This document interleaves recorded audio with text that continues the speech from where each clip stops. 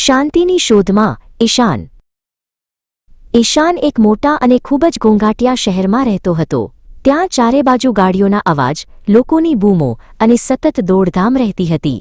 આ બધું જોઈને ઈશાનનું મન અશાંત થઈ જતું અને તેને ક્યાંય ચેન પડતું નહોતું.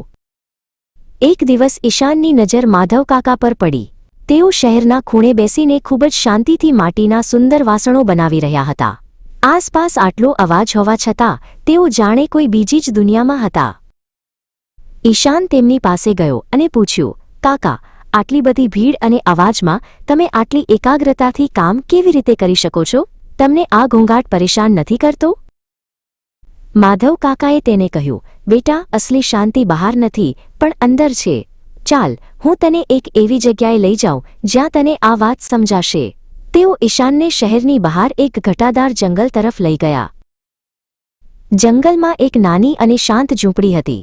માધવ કાકાએ ત્યાં જઈને એક માટીનો દીવો પ્રગટાવ્યો.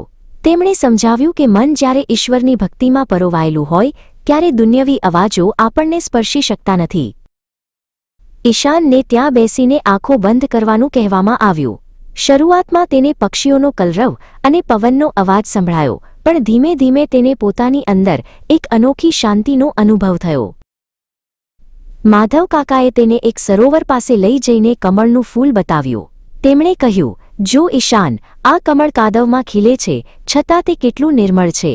તેવી જ રીતે આપણે પણ ભીડમાં રહીને મનથી તેનાથી દૂર રહી શકીએ છીએ.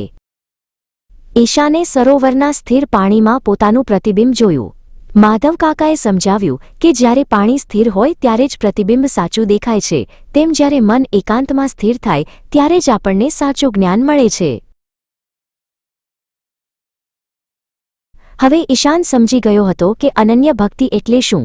તેણે નક્કી કર્યું કે તે દરરોજ થોડો સમય એકાંતમાં વિતાવશે અને પ્રભુનું સ્મરણ કરશે, જેથી તેનું મન હંમેશા સ્થિર રહે.